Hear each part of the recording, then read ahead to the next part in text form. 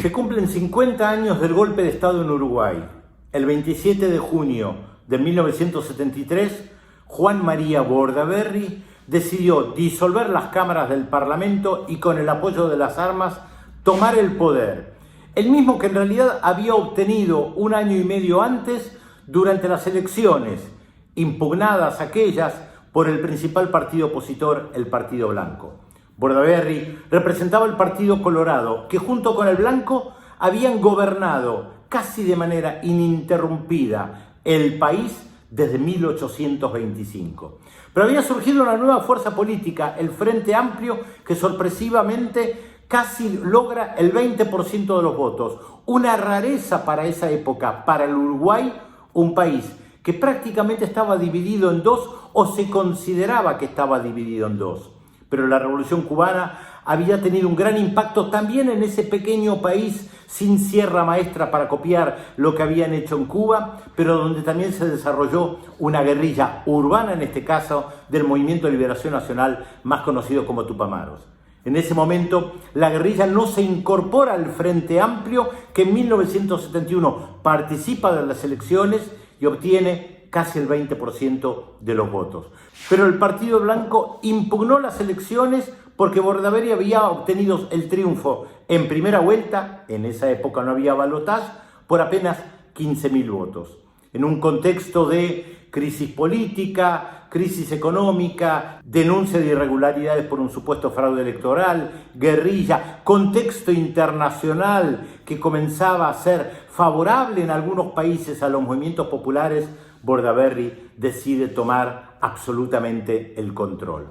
En ese momento, el cono sur de América Latina parecía fragmentado. Por un lado estaba en Chile Salvador Allende, que desde 1970 gobernaba en aquel país hackeado permanentemente por la derecha. En la Argentina, Juan Domingo Perón había regresado y Héctor J. Cámpora se había alzado con la presidencia, donde masivamente se apoyó las candidaturas peronistas.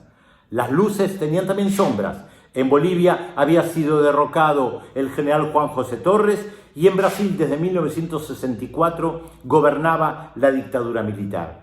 Pero el de Brasil fue un golpe muy significativo por el ascenso de las fuerzas de izquierda en ese país, que tenía una larga tradición democrática.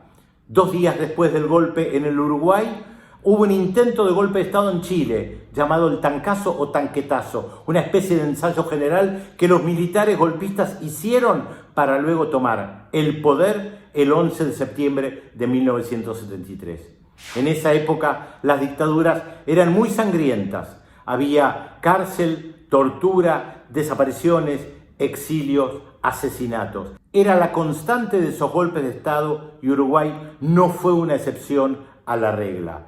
Hasta la década del 80, los militares se mantuvieron en el poder y después inventaron el sistema del balotaje para evitar que pudiera ganar el Frente Amplio, un ascendente Frente Amplio, en primera vuelta. No lograron impedirlo porque el Frente Amplio logró acceder al poder. Y aunque hoy gobierna la derecha en el Uruguay, las secuelas de la dictadura y su rechazo son parte del panorama político actual, donde todavía hay voces negacionistas de las desapariciones y las torturas cuando aparecen cadáveres enterrados en fosas comunes que muestran que 50 años después el pasado es presente y no es solamente historia para los libros de historia.